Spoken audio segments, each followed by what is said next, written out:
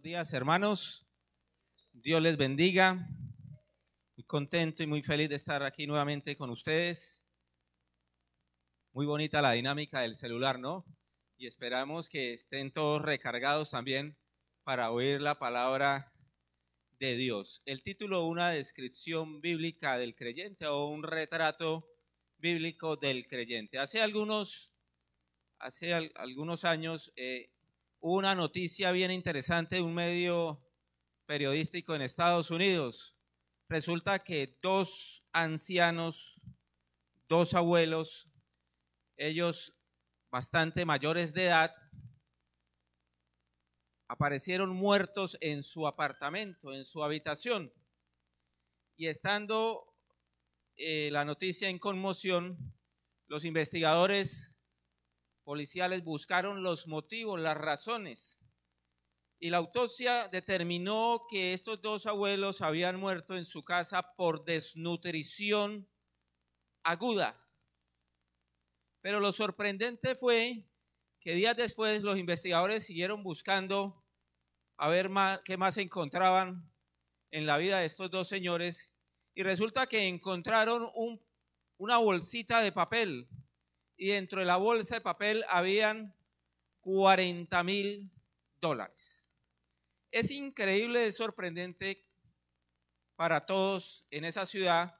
¿Cómo era posible que si teniendo recursos económicos, una pequeña cantidad de dinero, no la utilizaron para alimentarse?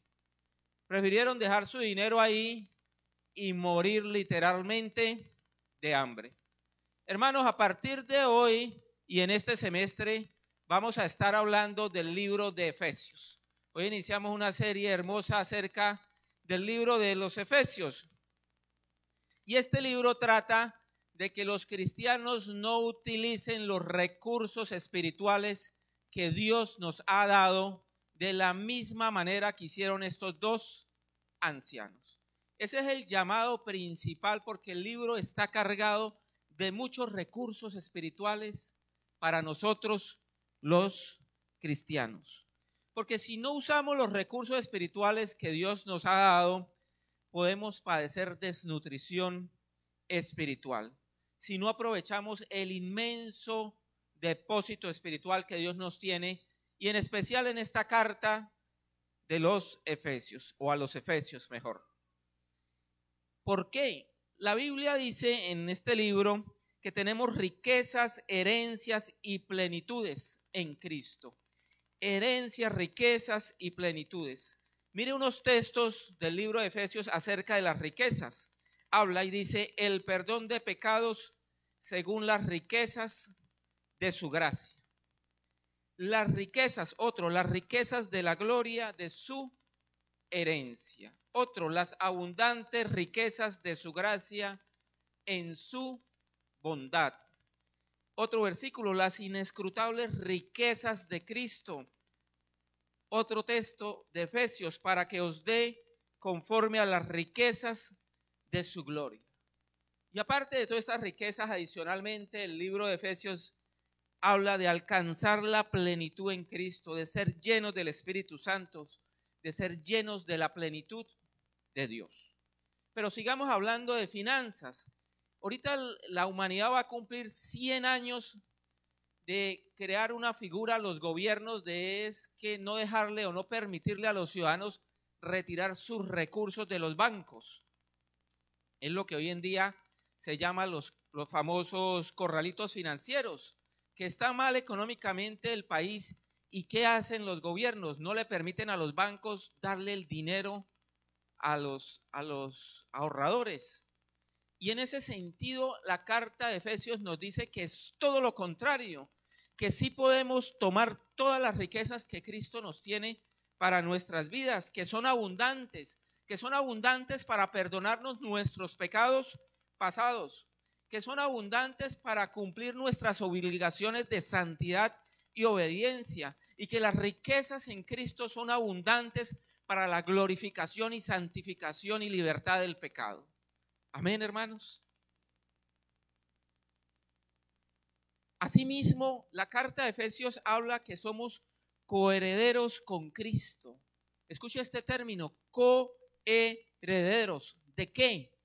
De su gracia, de su afecto, de su beneplácito, de su propósito, de su gloria, de su llamamiento, de su herencia, de su poder, de su amor, de su hechura, de sus dones, de su fuerza, de su armadura y de su Espíritu Santo. El apóstol Pedro llama a esto de forma magistral de la siguiente manera: tenemos una herencia incorruptible, incontaminada e inmarcesible, que no se puede marchitar. Qué maravilloso las riquezas que tenemos en esta carta de Efesios y que vamos a estar estudiando durante este semestre. Adicionalmente, la carta de Efesios nos trae también una descripción bíblica de lo que es o debería ser un creyente cristiano. ¿Cuál es el retrato, cuál es la fotografía que debería ser un cristiano, que debería tener? ¿Sí? Pero antes de mostrarles la fotografía o la descripción y características que trae el libro de Efesios, quisiera mostrarles lo que no debería ser un cristiano.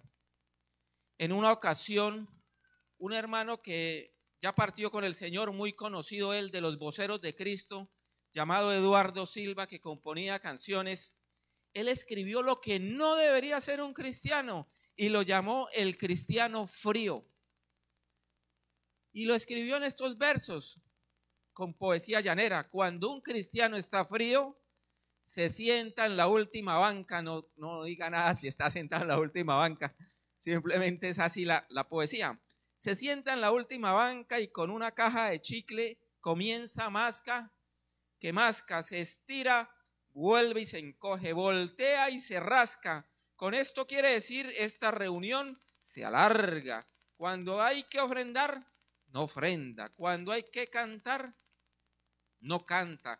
Critica al predicador, critica las alabanzas, en fin, comienza a sentirse como un burro entre las vacas. Yo pensaría decirle, si tuviera en vida a este hermano, decirle como un burro entre las vacas, de pronto no. Bíblicamente sería como una cabra en medio de ovejas. Esta es la expresión de un cristiano frío, muy distante a lo que dice la carta de Efesios. Le voy a dar otra ejemplificación de un cristiano, de un casi cristiano. Un pastor escribió un libro titulado de esa manera: Casi cristiano. Y en su libro escribió lo siguiente: cerrar la brecha entre lo que se predica y lo que se practica requiere integridad personal. Demuestren que el cristianismo no es solo teoría, sino también transformación real. Y hay muchos ejemplos en la Biblia de casi cristianos. Personas que casi se convierten al cristianismo, pero no lo hicieron. Mire estos ejemplos. El primero, el joven rico. El joven rico buscaba la vida eterna, cumplía los mandamientos, ¿sí? Oía al maestro, quiso seguir a Jesús, pero cuando el Señor le dijo: vende todo lo que tienes, dice la Biblia que se fue triste. Aquí tenemos un casi cristiano. Otro ejemplo fue el rey Agripa. El rey Agripa parece impactado por el testimonio que le está dando el apóstol Pablo. Está sorprendido el rey y dijo como conclusión: por poco me persuades a ser cristiano. Casi cristiano. Otro, Félix, un gobernador romano, también escuchó la predicación de parte del apóstol Pablo, ¿sí? Oyó hablarlo del juicio venidero, de la justicia, y le dijo lo siguiente al final de la conversación: ahora vete, cuando tenga oportunidad te llamaré. Tercer ejemplo de un casi cristiano. Cuarto ejemplo, Judas, 3 años con Cristo, oyendo las enseñanzas, viviendo con Él, comiendo con Él. Y el final, dice el libro de Hechos, terminó reventado por la mitad. Otro casi cristiano. Y el último, Simón el mago. Este está en el libro de los Hechos de los Apóstoles. Y es impresionante la historia de Simón el mago, porque dice la Biblia: también creyó Simón. Este creyó. Y dice, y habiéndose bautizado, creyó, se bautizó y le propuso al apóstol Pedro que quería tener el poder del Espíritu Santo, que cuánto valía eso, ¿sí? Y la respuesta para Simón el mago, ¿cuál fue? Tu corazón no es recto delante de Dios, porque en hiel de amargura y en prisión de maldad veo que estás. Un quinto ejemplo de alguien casi cristiano. Hermanos, aquí lo tremendo es que usted puede estar sentado en la silla y también ser o un cristiano frío o un casi cristiano, o un casi cristiano. ¿Y cuál es el retrato del libro de Efesios con respecto a cómo es un cristiano? El libro de Efesios dice así, que somos escogidos. Un cristiano se siente escogido, que es predestinado porque ha sido adoptado como hijo de Dios, es un hijo de Dios. Dice el libro de Efesios que es un cristiano, es alguien vivificado, porque Dios nos dio juntamente vida con Cristo. Dice el libro que somos hechura suya, somos ciudadanos de los santos, somos templo santo en el Señor, somos morada de Dios en el Espíritu, somos luz en el Señor, somos esposos que aman a su esposa como Cristo amó la iglesia. Son esposas que se sujetan al Señor, al esposo como al Señor Jesucristo. Son padres que crían a sus hijos con disciplina y amonestación. Son hijos que son obedientes a su Señor. Son empleados que son siervos obedientes a sus amos. Son patrones que tratan bien a sus empleados. Son soldados espirituales que visten la armadura de Dios. Este es el retrato de un verdadero creyente de acuerdo a la epístola de los Efesios. Y la pregunta inevitable es, la descripción que está haciendo aquí el apóstol Pablo, ¿esa sería una descripción mía? ¿Así me podrían a mí describir igualmente? Esa sería la pregunta importante. Entonces el libro de Efesios trata de las riquezas espirituales, pero nos coloca en conducta de cómo debemos ser como creyentes. Y hoy vamos a ver rápidamente los primeros dos versículos. Para eso los invito a que leamos juntos Efesios capítulo 1, versículos 1 y 2. Y vamos a darle la bienvenida a esta maravillosa epístola por medio de estos dos versículos. Efesios 1, 1 y 2. Lo voy a invitar, hermano, a que lea conmigo los dos versículos al mismo tiempo a la voz de tres. 1, 2 y 3. Pablo, apóstol de Jesucristo, por la voluntad de Dios.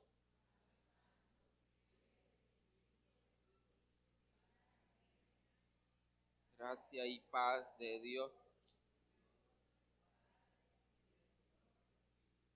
Vamos a hacer una mirada prácticamente a cada versículo de este texto. Empieza la epístola diciendo, Pablo ha tenido un significado, la palabra de pequeño, pero nadie pudiera negar que si la palabra pudiese significar, o el nombre de él pequeño, nadie pudiese negar que su obra por medio del Espíritu Santo fue descomunal, fue impresionante. Y él se hace llamar apóstol de Jesucristo, apóstol no por orgullo, apóstol porque él quería decir de dónde provenía su autoridad. ¿Y apóstol para qué? ¿Para qué fue llamado el apóstol Pablo a ser apóstol? Para colocar los cimientos, cimientos por medio de la evangelización, por medio de la predicación, por medio de plantar iglesias, por medio de hacer milagros, por medio de la elaboración de las escrituras. La elaboración de la escritura es algo importante que hicieron los agiógrafos y que era necesario que quedaran para nosotros. Y sigue diciendo el texto, apóstol de Jesucristo por la voluntad de Dios. Fíjense que él no se autoproclamó apóstol, ¿no? Porque hoy en día oímos mucho decir, a muchos por ahí se autoproclaman apóstoles y llegan y dicen, con ustedes el apóstol que ha convertido a más de 1 millón de personas. parece propaganda política pagada, ¿no? Pero él dice muy claramente que no se autoproclamó por la voluntad de Dios. ¿Qué significa eso? Un llamamiento divino. Y luego trae dos características más que describen que es un creyente, aparte de las que ya hemos mencionado. La primera dice a los santos, a los santos. Y aquí no se está refiriendo a santos de yeso, de madera, santos en vitrales o santos canonizados por la Iglesia Católica Romana. No, santos por justificación. Alguien que es santo es alguien que ha sido apartado del pecado, alguien que ha sido separado del mundo. Y en cierta manera quisiera explicarles algo importante, hermanos. A veces uno dice, pero bueno, soy santo, soy separado, pero ¿por qué peco? ¿Por qué todavía hay pecado en mí? Obviamente por la naturaleza pecaminosa, ¿sí? Pero hay que entender la santificación de la siguiente manera. Primero, dividamos la santificación en tres partes. Número uno, de manera posicional. En el momento en que somos salvos, ya no estamos muertos en delitos y pecados. En el momento en que creemos posicionalmente, por Dios pasamos a ser llamados santos. Santos. En segundo lugar, hay una santificación progresiva, que es cuando cada vez nos vamos pareciendo más a nuestro Señor Jesucristo. Y en tercer lugar, hay una santificación perfecta, que es cuando seamos glorificados y estemos siempre con el Señor. Pregunto, ¿ora usted por santidad? ¿Ora usted para que el Señor lo haga cada vez más santo? Había un pastor llamado, hace varios siglos, llamado Thomas Watson, que decía, la mayoría de cristianos ora más por bolsillos llenos que por corazones puros. Ahora pregunto yo, ¿el ser santos es un mandamiento o una invitación? Es un mandamiento. Sed santos porque yo soy santos. En cierta manera, la palabra de Dios nos está pidiendo que irradiemos al mundo la santidad de Dios. Y una pregunta importante con respecto a la santidad. ¿Puede alguien ser salvo y no mostrar santidad en lo absoluto? ¿Puede alguien ser salvo y no mostrar santidad? La respuesta es no. La respuesta es no. Debería haber una transformación en su vida. Y el versículo habla de que y los santos, y luego dice y fieles, y fieles. Bien lo dijo hace algunos domingos atrás el pastor Juan Daniel, que fieles significa creyentes fiables, de confianza. Cuando alguien es fiel, cuando usted deposita la confianza en esa persona y no lo defrauda. Eso es una persona fiel. Un comentarista decía, la prueba suprema de la fe no es cómo empezamos la carrera, sino cómo la terminamos con fidelidad. ¿Cierto? Pudiéramos decir, la prueba suprema de la fe no es cómo usted inició el cristianismo, sino también cómo lo finaliza, ¿cierto? Y cómo fue su progreso. ¿Fue santo? ¿Fue fiel? Apocalipsis 2:10 dice, sé fiel hasta la muerte y yo te daré la corona de vida. Sé fiel hasta la muerte. A los santos y fieles en Cristo Jesús. Termina así diciendo el versículo, en Cristo Jesús, que están en Éfeso. Nuestra posición realmente debería ser siempre esa, ¿no? Pensamos mucho en naciones, yo soy colombiano, yo soy cucuteño, yo soy venezolano, pero nuestra posición como creyentes debería ser esa delante de los ojos de Dios. Yo estoy en Cristo. Esa debería ser mi posición siempre espiritual. Y el versículo dice que están ¿dónde? Que están en Éfeso. Se cree que algunos manuscritos antiguos tenían ese espacio vacío, que el versículo decía y fieles a los santos y fieles en Cristo Jesús, que están, y deja un espacio vacío. ¿Por qué? Porque la carta debía haber pasado también no solo a la iglesia de Efesios, sino a todas las iglesias, irla rotando, porque todas las iglesias debían conocer este escrito. Entonces, la carta también a los Efesios, a los Colosenses, a los de la Odisea, y así a todas las iglesias. Y tan es así que hoy podemos decir que esta carta también, no solo a los Efesios, sino a los hermanos de la alianza, a ustedes. Miremos bien, 2000 años después, y estamos leyendo esta carta a los hermanos que están en la alianza en Cúcuta. Y el versículo 2 dice: gracia y paz. Gracia y paz era un saludo muy típico de la época. Algunos comentaristas dicen que la gracia es la fuente y la paz es el arroyo que fluye de esa fuente. Realmente se cree que gracia y paz es el evangelio comprimido. Gracia para los pecadores y paz para con Dios. Paz para con Dios. Los judíos empleaban mucho el término paz para saludarse. Hoy en día pensamos mucho el término paz para las naciones, para los conflictos, pero realmente deberíamos pensar en tener paz en medio de las circunstancias adversas. Es ahí donde deberíamos pensar si realmente tenemos paz. ¿Y paz de quién? ¿De parte de quién? De Dios nuestro Padre. Cuando la Biblia dice de Dios, creemos como un ser inaccesible, lejano, pero dice de Dios nuestro Padre, y al ser nuestro Padre se vuelve un ser accesible y cercano. Y del Señor Jesucristo, dice el texto, en cierta manera lo que hace el apóstol es igualar a Dios el Padre y a nuestro Señor Jesucristo al mismo nivel. Juan 5:23 dice: para que todos honren al Hijo, así como honran al Padre. El Padre también debería, el Hijo también debe tener la misma honra que el Padre. Hermanos, hemos hablado de las riquezas en Cristo. Hemos hablado de la descripción de la carta de Efesios a los cristianos. Hemos visto aquí dos características importantes de ser santos y fieles, pero no pudiera terminar esta corta enseñanza con una conclusión, sino con una advertencia.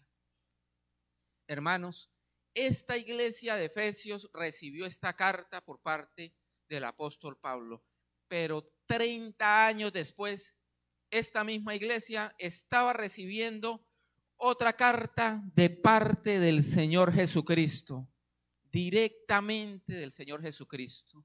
¿Y cuáles fueron parte de las palabras de Jesucristo? Fueron las siguientes: pero tengo contra ti que has dejado tu primer amor. Recuerda, por tanto, de dónde has caído y arrepiéntete y haz las primeras obras, pues si no, vendré a ti y quitaré tu candelero de su lugar, si no te hubieres arrepentido. 30 años después de que Pablo hubiese plantado esta iglesia, el Señor Jesucristo les dice: tengo contra ti que has dejado tu primer amor. El fuego por Cristo se había extinguido. ¿Y por qué sucede eso? ¿Por qué pasa eso? Que Dios no quiera que nos corresponda a la alianza, que nos diga algo así el Señor Jesucristo, que hemos dejado el primer amor. Hay un himno, un canto que dice: pon los ojos en Cristo, pon tu mirada en Cristo, tan lleno de paz y amor, y lo terrenal sin valor será. Y ese es el punto de dejar la mirada en Cristo, porque yo paso a mirar lo terrenal, lamentablemente lo terrenal. Isaías 44, Dios mismo dice: mirad a mí y sed salvos. Hebreos 12 dice: puestos los ojos en Jesús. Dejamos de mirar a Dios y empezamos a mirar lo terrenal. Pero ¿qué es el primer amor? ¿Qué es el primer amor? ¿Sí? Que perdieron estas personas de Efesios. El primer amor es un amor desinteresado. Es un amor que se niega a sí mismo.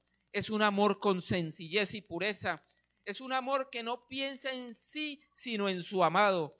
Es un amor que lo deja todo por quien lo dejó todo por mí. Lo invito a que se coloque de pie y oremos al Señor. Padre Santo, hoy te damos gracias, soberano Dios, por la oportunidad que nos das de oír tu palabra. En especial, Señor, esta carta de Efesios que nos recuerda que tenemos una serie de riquezas espirituales en Cristo, que nos recuerda que somos coherederos con Cristo de una herencia maravillosa, Padre Santo. Pero también la carta nos recuerda que tenemos que tener una descripción como cristianos, un retrato ante el mundo de ser luz, Señor. Ayúdanos a vivir en vidas santas y fieles a ti, Señor, con dignidad. Padre Santo, pero también ayúdanos a no dejar a un lado el primer amor. Padre Celestial, tú dijiste a la iglesia de los Efesios, has dejado tu primer amor. Pero también les dijiste, arrepiéntete si eso ha pasado, Señor. Oh Padre Santo, si nosotros hemos fallado en ese sentido, te pedimos que nos ayudes, que nos perdones, que nos ayudes a rectificar nuestro camino y seguir por la senda, por ese camino angosto que nos lleva a salvación. Ayúdanos, Padre Santo, a no estar en la categoría de creyentes fríos y mucho menos, Señor, a ser casi cristianos. Ayúdanos a ser verdaderamente creyentes y que nunca, Padre Santo, y que nunca perdamos ese primer amor por ti. Te lo pedimos en Cristo Jesús. Amén.